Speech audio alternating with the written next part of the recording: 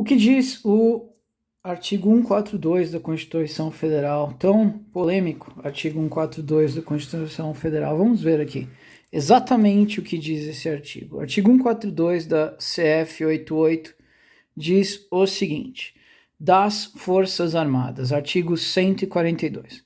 As Forças Armadas são constituídas pela Marinha, Exército e Aeronáutica. São instituições nacionais, permanentes e regulares, organizadas com base na hierarquia e disciplina, sob autoridade suprema do Presidente da República.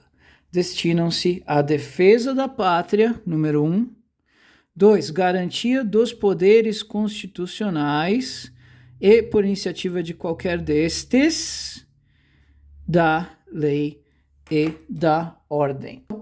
Então, esse é o tão polêmico, tão famoso artigo 142. Diz que, além da defesa da pátria, no caso de uma invasão estrangeira, etc., algum tipo de ameaça externa, as Forças Armadas também podem garantir a segurança interna, garantindo os poderes constitucionais dos três poderes: legislativo, executivo e judiciário. Então, se algum desses poderes está sendo ameaçado de exercer sua integral função, as Forças Armadas pode ajudá-lo, pode garantir o exercício do poder. E por iniciativa de qualquer destes, da lei e da ordem. Ou seja, de que forma as Forças Armadas podem ser acionadas para garantir o cumprimento da lei ou a ordem pública? Por iniciativa de uns poderes. Qual dos poderes? Executivo, legislativo ou judiciário. Então, por exemplo, se um presidente tirano, socialista, começa a destruir tudo, obviamente ele é o executivo, ele não vai acionar as Forças Armadas porque ele é o próprio agressor. Se o judiciário começa a usurpar as funções dos outros poderes, começa a mandar prender as pessoas sem devido processo legal, etc., etc., ele também não vai acionar as Forças Armadas porque ele é o próprio constrangedor. Então sobraria para os senadores e deputados acionarem as Forças Armadas. Isso na teoria. Na prática, esses poderes, qualquer um ente desses poderes que pretende acionar as Forças Armadas para a garantia da lei e da ordem tem que consultar antes para saber se eles vão atender. Porque vamos supor que um presidente da República que teve suas funções usurpadas, sofreu uma fraude eleitoral, está sendo perseguido, não tem como governar, teve uma eleição roubada. Vamos supor que acontecesse isso.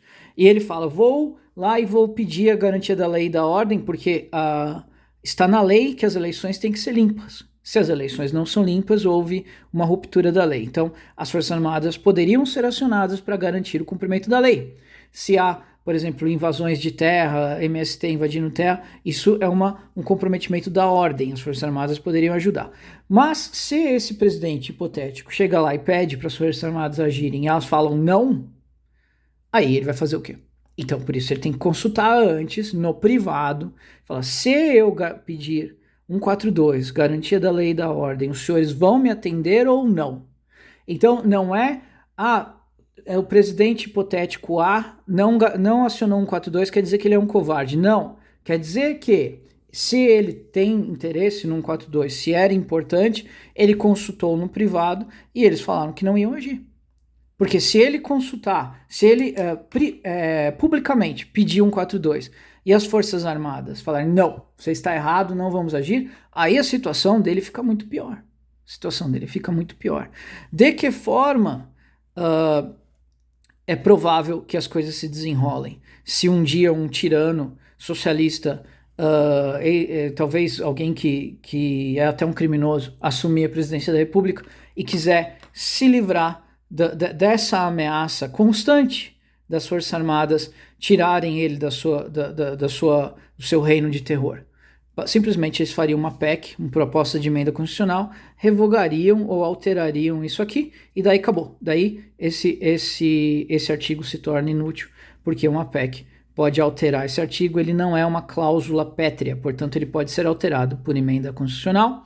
Por exemplo, um tirano que ascender o poder pode criar uma guarda bolivariana, uma guarda nacional que vai usurpar funções das Forças Armadas. Ele pode mudar as funções das Forças Armadas, pode tirar das Forças Armadas essa garantia dos poderes constitucionais, iniciativa de qualquer desses lei da ordem. É possível isso por meio de emenda constitucional. Então, é bem provável que no ano que vem esse artigo, caso um tirano usurpe o poder, alce ao poder, saindo da prisão e se torne presidente, é bem provável que uma das primeiras coisas que ele vai querer fazer é eliminar essa ameaça, que é o artigo 142, para que ele não tenha que dormir pensando se um dia o artigo 142 vai entrar em vigor ou não.